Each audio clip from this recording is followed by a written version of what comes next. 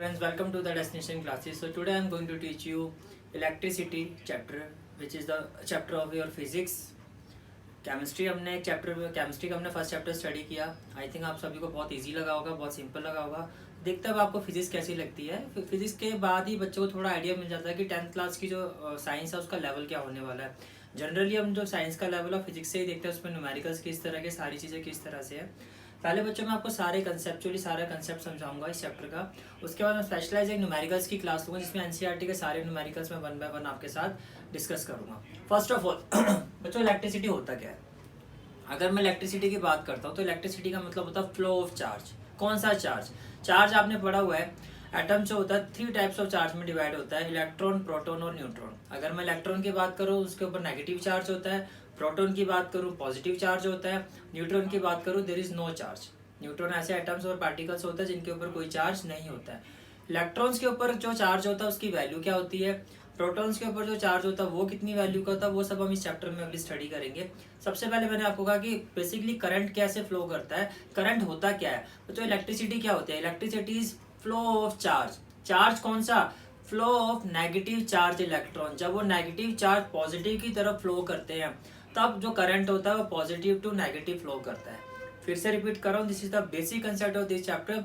When current flow when electron flow from the negative direction to the positive direction, then there is a constitution of current which flow from the positive to the negative direction. ठीक है, तो current की direction क्या होती है? Positive to negative. और electrons की direction क्या होती है? Negative to positive. लेकिन बार बार मैं जो वर्ड यूज कर रहा हूँ वो है चार्ज. तो अगर मैं चार्ज की बात करता हूँ तो चार्ज क्या होता है ये वो समझते हैं. It is a property of atom. बच्चों क्या होती है? It is a property of atom होती है. एटम्स मैंने आपको बताया 3 पार्ट्स में डिवाइडेड होते हैं. वन इज इलेक्ट्रॉन, प्रोटॉन और न्यूट्रॉन, जिसके ऊपर कोई चार्ज नहीं होता है. इलेक्ट्रॉन के ऊपर जो चार्ज होता है बच्चों वो होता है -1.6 इंटू 10⁻⁹ कूलम. प्रोटॉन के ऊपर जो चार्ज होता है बच्चों वो होता है आपका 1.6 इंटू 10⁻. तो डोंट गेट कंफ्यूज, सिर्फ साइन का फर्क है, बाकी चार्ज जो होता है वो सेम होता है. 1 इलेक्ट्रॉन कंस्टिट्यूट्स -1.6 इंटू 10⁻⁻19 कूलम. ये कूलम है क्या? चार्ज का सिंबल होता है Q और इसकी जो यूनिट होती है वो C होती है, यानी कि कूलम. तो it the property of atom, it में बी पॉजिटिव और negative. Like charges repel each other. जो सेम टाइप ऑफ चार्जेस होते हैं, कि पॉजिटिव वो कभी भी अट्रैक्ट नहीं होंगे, they repel each other. Opposite charges attract each other. Positive will attract negative, negative will attract positive. Its SI unit is coulomb. मैंने आपको भी बता दिया कि चार्ज की जो SI यूनिट होती है वो कूलम होती है. और बच्चों एक इलेक्ट्रॉन में जो चार्ज होता है वो भी मैंने बता दिया आपको कि -1.6 इंटू 10⁻⁻19 कूलम होता है. अब एक क्वेश्चन आता है जो आपकी एनसीईआरटी में न्यूमेरिकल्स भी है. हमने कहा कि 1 electron is equal to 1.6 into 10⁻⁻19 coulomb. हमने कहा एक इलेक्ट्रॉन में कितना चार्ज होता है? 1.6 इंटू 10⁻⁻19 कूलम. अब आपसे ये पूछा जाए कि 1 कूलम में कितने इलेक्ट्रॉन होते हैं, आप ये कह रहे हो कि इतने कूलम में 1 इलेक्ट्रॉन होता है, राइट. यानी कि 1.6 into 10⁻⁻19 coulomb equal to 1 electron, यानी कि इतने कूलम जो होते हैं उसमें 1 इलेक्ट्रॉन होता है. इतना चार्ज होगा तो कितने इलेक्ट्रॉन्स होंगे? 1 इलेक्ट्रॉन. तो बच्चों अगर 1 कूलम चार्ज होगा तो कितने इलेक्ट्रॉन होंगे उसकी वैल्यू निकालनी है. और कैसे निकाली जाती है? 1/1.6 इंटू 10⁻⁻19. यानी कि हम क्या फाइंड आउट कर रहे हैं? Number of electrons in 1 coulomb of charge, कि 1 कूलम ऑफ चार्ज में कितने इलेक्ट्रॉन होते हैं. तो बच्चों first of all pause the video and note down at least up to this point. इतना फटाफट नोट कर लो, फिर मैं आपको इसको यहाँ सॉल्व करके दिखाता हूँ. सो आई होप आपने इसको नोटिफाई कर लिया होगा. तो let's complete this numerical.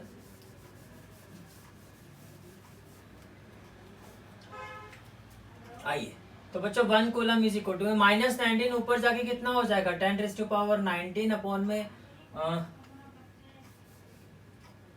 1 coulomb is equal to, मैंने कहा -19 ऊपर जाके हो जाएगा 10⁻19 अपॉन 1.6. डेसिमल हटाओगे तो एक 10 ऊपर और हो जाएगा, तो 10⁻20 upon 16. Can I write it as 100 into 10⁻18? Yes I can. 20 में से मैंने 2 जीरोस निकाल दी, तो पावर 20 थी वो कितनी हो गई 18। अब 100 को 16 से डिवाइड करते हैं 16 6 जा 96 और 4 0 पॉइंट 16 2 जा 32 8 0 16 5 जा 80। तो कहना चाहिए वन कूलम में कितने इलेक्ट्रॉन होते हैं 6.25 इंटू 10⁻18 इलेक्ट्रॉन। यही था number of electrons in one coulomb of charge. एक कूलम ऑफ चार्ज में कितने इलेक्ट्रॉन्स होते हैं 6.25 इंटू 10⁻18। ये कैसे आई वैल्यू ये मैंने आपको यहाँ पे डिराइव करके दिखाया है। ठीक है, चलिए आगे चलते हैं बच्चों। जो इलेक्ट्रिसिटी होती है आपकी दो तरह की होती है, एक स्टैटिक और एक करंट। स्टैटिक में जिसमें चार्ज का फ्लो नहीं होता है, करंट का मतलब जिसमें चार्ज का फ्लो। करंट का मतलब जैसे एग्जांपल वाटर करंट, पानी की धारा वो फ्लो करती है, तो जहाँ फ्लो होता है वहाँ पे करंट होता है, वहाँ पे हम ये वर्ड यूज करते हैं। वाटर करंट में पानी का फ्लो होता है और यहाँ करंट इलेक्ट्रिसिटी में चार्जेस का फ्लो होता है। स्टैटिक का मतलब चार्ज आपके स्टेबल है। इसका एग्जांपल देता हूँ, आप एक स्केल लीजिए, उसको रब कीजिए और ऐसे पेपर्स पे लगाइए, वो स्टैटिक इलेक्ट्रिसिटी है। और करंट इलेक्ट्रिसिटी जो वायर में करंट का फ्लो करता है। अगर आप वायर की बात करो, वायर में बच्चों इलेक्ट्रॉन्स होते हैं। जैसे हम अपना स्विच ऑन करते हैं, ये इलेक्ट्रॉन्स जो होते हैं, स्विच का मतलब एक पावर मिलती है, जो पावर है नेगेटिव इलेक्ट्रॉन्स को, वो पॉजिटिव पावर होती है जो अपनी तरफ अट्रैक्ट करती है। तो नेगेटिव जितने भी इलेक्ट्रॉन्स होते हैं उस वायर में, वो सारे के सारे एक पॉजिटिव डायरेक्शन की तरफ मूव करते हैं। जब वो उस तरफ मूव करते हैं तो चार्जेस की मूवमेंट क्या होगी, नेगेटिव टू पॉजिटिव। और मैंने आपको कहा था उसके बाद क्या जनरेट होता है, करंट, जो कैसे मूव करता है, पॉजिटिव टू नेगेटिव। तो करंट क्या होता है बच्चों, it is a flow of charge per unit time. एक यूनिट टाइम में जितना चार्ज फ्लो करता है उसको हम करंट कहते हैं। इसका मैथमेटिकल फॉर्मूला होता है चार्ज अपॉन टाइम। चार्ज का सिंबल होता है Q, टाइम का सिंबल होता है T, और जो एसआई यूनिट होती है करंट की वो होती है एम्पेयर, जिसका सिंबल होता है कैपिटल A। जैसे डिस्टेंस की एसआई यूनिट क्या होती है, किलोमीटर, और स्मॉलर डिस्टेंस में जाते हैं तो क्या होता है, मीटर। मीटर से नीचे जाओगे तो सेंटीमीटर। वैसे ही जो एसआई यूनिट होती है वो होती है एम्पेयर। उससे नीचे वाली जो यूनिट होती है वो होती है मिली एम्पेयर। मिली एम्पेयर का सिंबल होता है small m into capital A, and it is equal to 10⁻³ ampere. इससे भी आगे जाओगे तो माइक्रो एम्पेयर। माइक्रो एम्पेयर को ऐसे लिखा जाता है बच्चों, ये कुछ U की तरह बनेगा और ये ऐसे। This is the symbol of micro ampere and it is equal to 10⁻⁻6 ampere. Current को जो मेजर करते हैं हम किस में करते हैं, एमीटर में। Current is measured by ammeter, इसको एमीटर से मेजर किया जाता है और इसकी यूनिट क्या होती है, एम्पेयर। यानी कि जिस इंस्ट्रूमेंट से हम करंट को मेजर करते हैं कि कितना एम्पेयर है उसको कहते हैं हम ammeter. This is the first concept of this chapter. I hope the concept is clear to you. Now pause the video and note it down. Continue with our next topic, that is potential difference. बच्चों potential difference समझने के लिए मैं आपको यहाँ diagram से समझाता हूँ। मान लीजिए दो टैंक है, दोनों में हमारा पानी भरा हुआ है। इस टैंक में पानी का जो लेवल है वो अप टू दिस पॉइंट है और इस टैंक में जो पानी का लेवल है वो दिस पॉइंट है। तो जाहिर सी बात है पानी जो होगा धीरे धीरे यहाँ फ्लो करेगा, क्योंकि यहाँ पे हाई पोटेंशियल है, यहाँ पे पानी की जो पोटेंशियल है वो कम है। हाई टू लो ये जो मूवमेंट होती है इसी को हम कहते हैं पोटेंशियल डिफरेंस। यहाँ पे जो बात हो रही है करंट के फॉर्म में, इसी चीज को आप देखो एक चार्ज की फॉर्म में। जैसे ये बैटरी होती है, बैटरी में एक साइड होता है पॉजिटिव टर्मिनल, एक तरफ होता है नेगेटिव। नेगेटिव चार्जेस ज्यादा होने की वजह से वो पॉजिटिव की तरफ फ्लो करते हैं, और जैसे ही वो नेगेटिव से पॉजिटिव की तरफ फ्लो करते हैं वैसे ही positive to negative current flow होना शुरू हो जाता है। और ये जो चार्जेस का जो पोटेंशियल डिफरेंस होता है इसी को हम कहते हैं पोटेंशियल डिफरेंस। पावर में पोटेंशियल डिफरेंस क्या होता है, work done to move a unit positive charge from one point to another point. Unit positive charge एक पॉइंट से दूसरे पॉइंट पे जब वो मूव करना शुरू कर जाता है उसको हम कहते हैं पोटेंशियल डिफरेंस। और उस मूव करने में जो चीज की जरूरत पड़ती है वो हमें किसकी जरूरत पड़ी, बैटरी की या सेल की। जो चार्जेस का फ्लो होता है वो किसके थ्रू होगा, वो होता है बैटरी या सेल के थ्रू। और वो जो वर्क डन बैटरी या सेल करते हैं उसी वर्क डन को हम क्या कहते हैं, potential difference. Potential difference is what, work done to move a unit positive charge from one point to the another. और इसी चीज से अगर आपको मैथमेटिकली डिफाइन करो तो potential difference is equal to work per unit charge की। एक चार्ज पर जितना उसको मूव करने में वर्क डन होता है उसी जो रेशियो को हम कहते हैं पोटेंशियल डिफरेंस। इसकी वजह जो एसआई यूनिट होती है वो होती है वोल्ट। अब यहाँ से अगर मैं डिफाइन करूँ, देखो फिजिक्स में ये आपकी जो डेफिनेशन है 1 वोल्ट इस तरह से जरूर आएगी। इसकी आपने यूनिट का वोल्ट, वर्क की यूनिट क्या होती है बच्चों, जूल, चार्ज की यूनिट क्या होती है, कूलम। अब सभी को 1 1 कर दो, आपकी 1 वोल्ट की डेफिनेशन बन जाएगी। क्या होगी, when 1 joule work is done in carrying 1 coulomb of charge. In carrying 1 coulomb charge, then potential difference is called 1 volt. तो इस तरह से 1 volt इस तरह की डेफिनेशन हमें दी जाती है कि जिसके भी वो इक्वल है सबको 1 कर दो. और एक इसके थ्रू होता है सेल और battery are the devices to maintain potential difference. Potential difference को किस चीज से मेजर किया जाता है? वोल्ट मीटर से. जैसे करंट को मेजर करते हैं मीटर से और पोटेंशियल डिफरेंस को मेजर करते हैं वोल्ट मीटर से. तो ये बच्चों मैंने आपको एग्जांपल दिया. अब नेक्स्ट कंसेप्ट आता है हमारा Ohm's law. Very very important concept. Ohm's law क्या कहता है बच्चों कि पोटेंशियल डिफरेंस. पोटेंशियल डिफरेंस का मतलब क्या होता है आपका? V. Potential difference across 2 points of a metallic conductor is directly proportional to the current passing through the circuit provided its temperature remains constant. मैं आपको बड़े सिंपल वे में बताता हूँ. जितनी ज़्यादा बच्चों वोल्टेज होती है उतना ही करंट का फ्लो क्या होता है? ज़्यादा होता है. उतना ही करंट ज़्यादा होगा. जितनी वोल्टेज कम होगी उतना ही करंट क्या होगा? कम हो जाएगा. It means voltage, potential, current, potential और करंट के बीच का जो रिलेशन होता है वो ये लॉ स्पेसिफाई करता है. ये कहता है कि जो पोटेंशियल होती है, जो वोल्टेज होती है वो डायरेक्टली प्रोपोर्शनल होती है करंट के.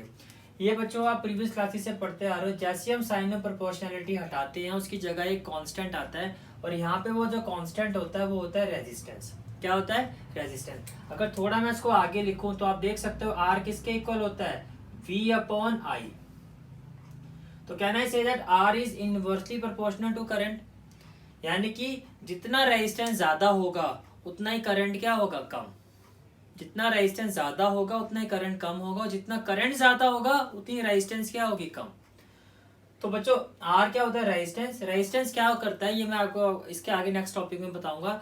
Resistance flow the resistance opposite the flow of current. वो फ्लो ऑफ करंट को क्या करता है? स्टॉप करता है. जितनी ज्यादा रेजिस्टेंस होगा उतना ही करंट का फ्लो क्या होगा? कम. और अगर V और I के बीच में अगर मैं ग्राफ की बात करता हूँ तो बच्चों ये इस तरह से स्ट्रेट लाइन होता है. यानी कि जितना पोटेंशियल ज्यादा होगा आपका उतना ही करंट ज्यादा होगा. जितनी पोटेंशियल ज्यादा आपको स्पेसिफाई करता हूँ. इस पॉइंट पे पोटेंशियल इतना तो करंट इतना है. आप आगे जाओगे तो करंट इतना हो जाएगा. तो this is the graph relation between V and I. Ohm's law, potential difference. I hope the concept is clear to you up to this point. Now pause the video and note it down. Now let us understand what is resistance. In the previous concept we discussed Ohm's law, and Ohm's law is what? Potential is directly proportional to the electric current.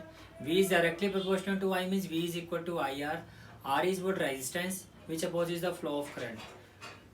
What is resistance? It is the property of a conductor to resist the flow of charge. अगर charge के flow को रोका जाएगा तो क्या current का flow बढ़ेगा? नहीं. जब तक चार्ज ही फ्लो नहीं करेंगे तब तक बच्चों करंट का फ्लो नहीं हो सकता.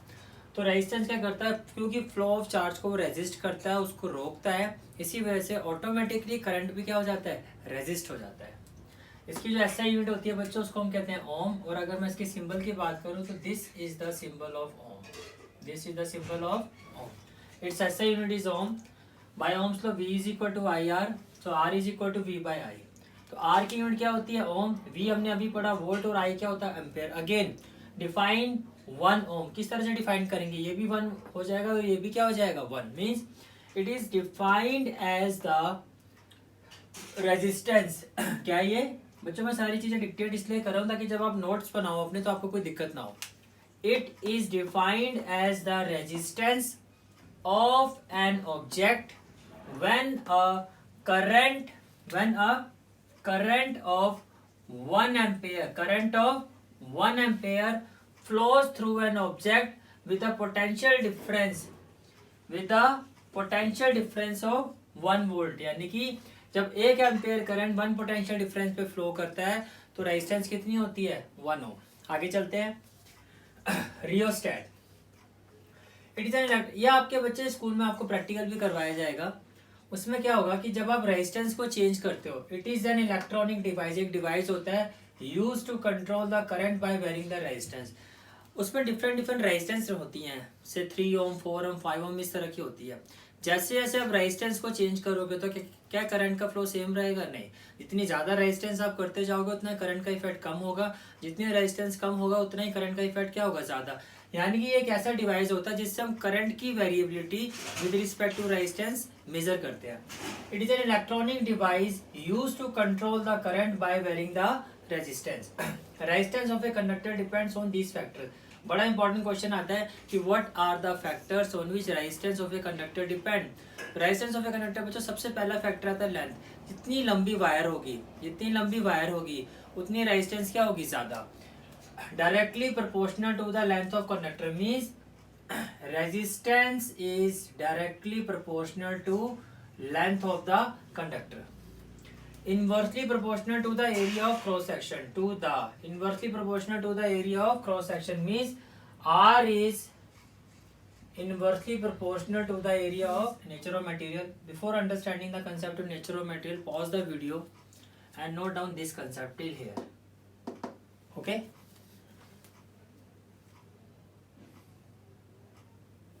So I hope आपने इसको notify कर लिया होगा. Now friends, see, resistance is directly proportional to the length of conductor.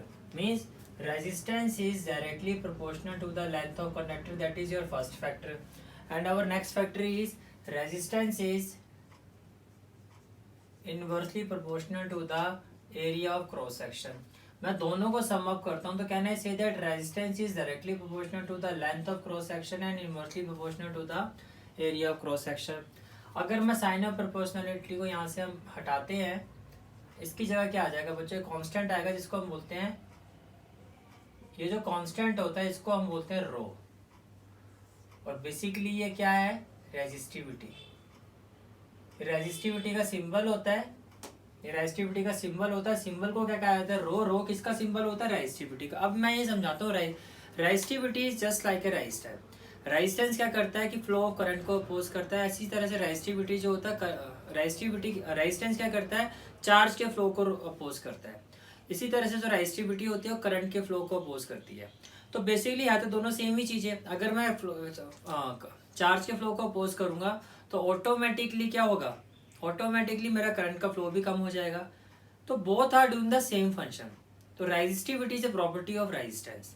अब जो थर्ड आपका फैक्टर है नेचर ऑफ मटेरियल, वो इसी से कनेक्टेड है.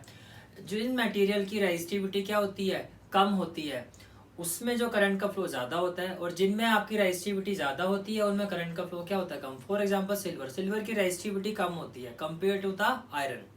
तो सिल्वर को वैसे भी आपने सुना होगा, silver is the best conductor of electricity, क्योंकि उसकी रेजिस्टिविटी बहुत कम होती है, इसलिए उसमें करंट का फ्लो क्या होता है, ज्यादा. Compare to the iron, iron में resistivity as compare to the silver ज्यादा होती है, इसलिए उसमें करंट का फ्लो कंपेयर टू सिल्वर क्या होगा, कम. जितने भी आपके एलॉयज होते हैं, नॉन मेटल्स होते हैं, सबकी रेजिस्टिविटी हाई होने की वजह से इनमें करंट का फ्लो क्या होता है, इन सभी में कम होता है बच्चों. ठीक है. फोर्थ फैक्टर आता है आपका temperature. Temperature is directly proportional to resistance. जितना ज्यादा टेम्परेचर होगा उतनी रेजिस्टेंस क्या होगी, ज्यादा. It is as simple as this. और नेक्स्ट आता है रेजिस्टिविटी, जो मैंने अभी आपको एक्सप्लेन किया, रो इसका सिंबल होता है.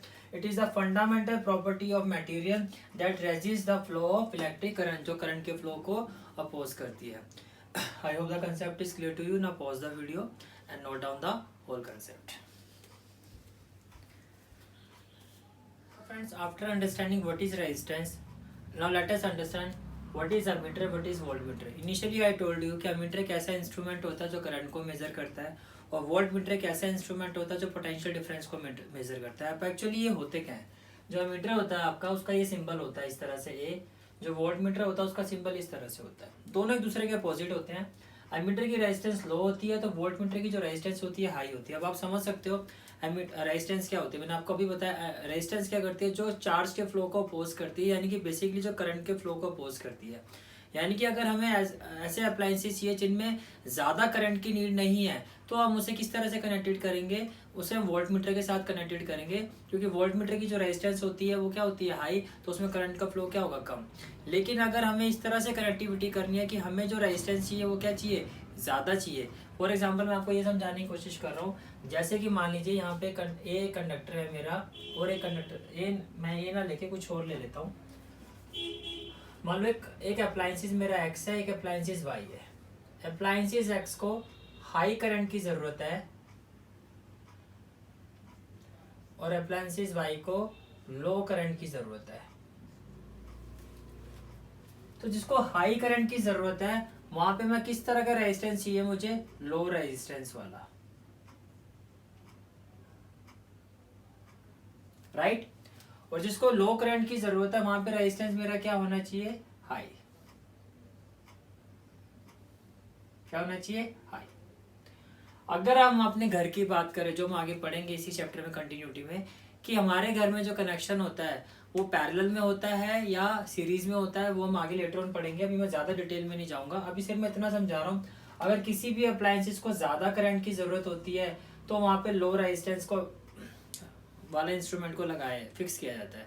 उसमें जो फिक्स की जाती है वो लो रेजिस्टेंस फिक्स की जाती है, यानी कि जो मटेरियल होगा उसका ऐसा होगा जिसकी रेजिस्टेंस क्या होगी, लो। किसी भी अप्लायंसेस को अगर लो करंट की जरूरत है तो उसको वो जो मटेरियल होगा उसका वो कैसा होगा, हाई रेजिस्टेंस का। ठीक है, चलिए।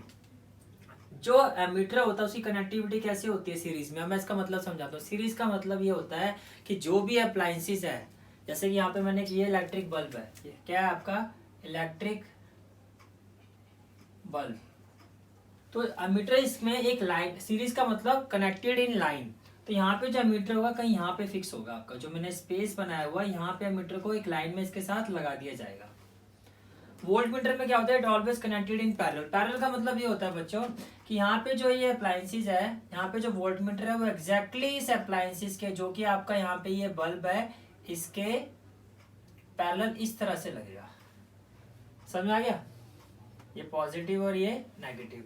अच्छा, एक चीज और समझाया तो करंट जो फ्लो करता है यहाँ पे वो high potential to low potential, यानी कि पॉजिटिव वाले पॉजिटिव साइड से नेगेटिव साइड।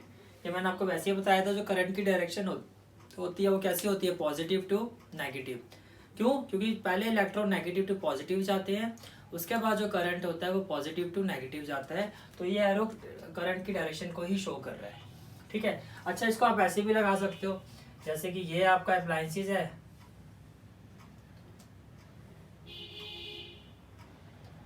ये आपका बल्ब हो गया, ये आपकी बैटरी आ गई, और ये आपकी क्या आ गई, की।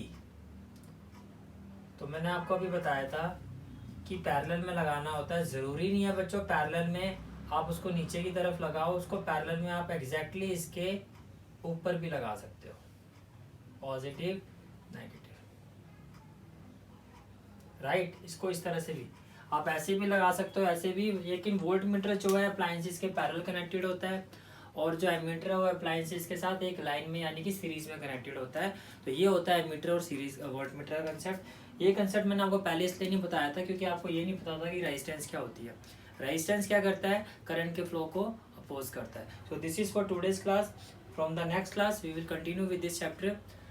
So now pause the video, note it down and revise the whole chapter. बच्चों make sure that कि हर क्लास से पहले आप इस चैप्टर को साथ साथ में लेके चलो। बड़ा चैप्टर है, लेंथी चैप्टर है, कंसेप्चुअल चैप्टर है, बहुत इंपॉर्टेंट है कि आप साथ साथ में चैप्टर का रिवीजन कैरी करो। Thank you.